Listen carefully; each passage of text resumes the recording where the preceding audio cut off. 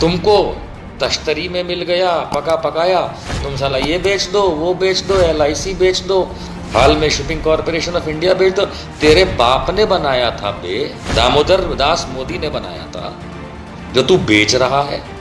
ये अंग्रेज के नौकर थे, अंग्रेज के जूते के तलवे चाटते थे जिसमें गोबर चिपका होता था। ये मोदी के संगी बाप था।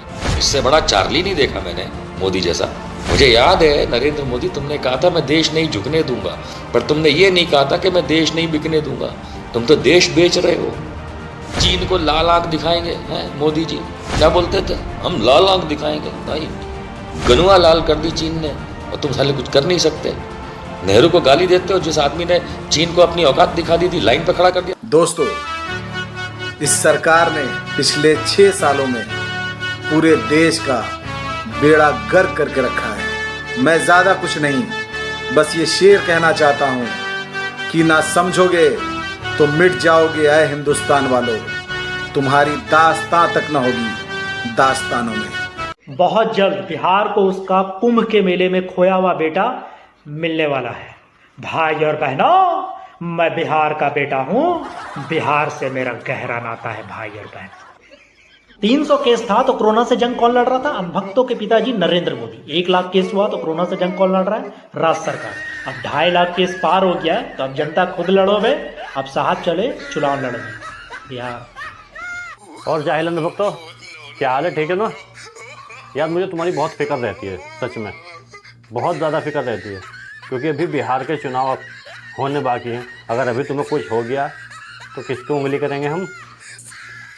अमा यार शाकिब भाई, बिहार में चुनाव है और अगर ईवीएम से चुनाव होगा तो एक ही बटन को लाख लोग दबाएंगे तो उससे कोरोना फैलने का डर है। तो मेरे हिसाब से बिहार विधानसभा जो चुनाव हो रहे हैं वो बैलेट पेपर से, आपका क्या ख्याल है? चलिए ठीक है, आप लोग भी बताइए।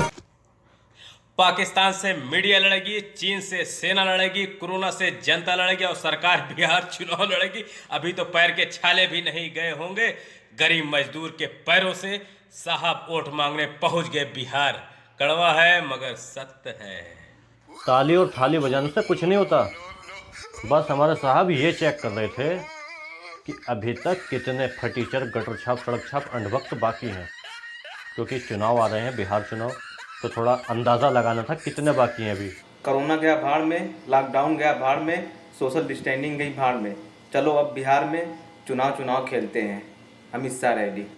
अरे भैया, इस कोरोना काल में बिहार के चुनाव होने जा रहे हैं, तो पूछना मैं ये चाह रहा था कि एक वोट पड़ने के बाद बटन बदली जाएगी या सारे वोट पड़ने के बाद मशीन ही बदल दी जाएगी? बेशर्मी की भी हद होती है। कोरोना की महामारी के अंदर जिस राज्य के मजदूरों को सबसे ज़्यादा तड़पना हुआ, वहीं के लोगों के पास जाके जिताने की भीख मांग रहे हैं। वर्चुअल रैली का इसके साथ कोई लेना देना नहीं है ना? वो तो चुनावी रैली नहीं है बोल रहे हैं। अंधभक्त, देशभक्त बनो, अंधभक्त नहीं। बिहार वालों, वोट देते वक्त एक बात का ध्यान रखना कि जो बंदा 15 साल तक गुजरात का मुख्यमंत्री रहा और 6 साल से प्रधानमंत्री है, 21 सालों में उसने गुजरात की गरीबी दूर नहीं करी, तो बिहार की क्या दूर करेगा? उस कुत्ते का नाम बताओ जो पूरे लॉकडाउन में नजर नहीं आया। हमारा हिंदुस्तान परेशान था, गरीब मजदूर परेशान थे।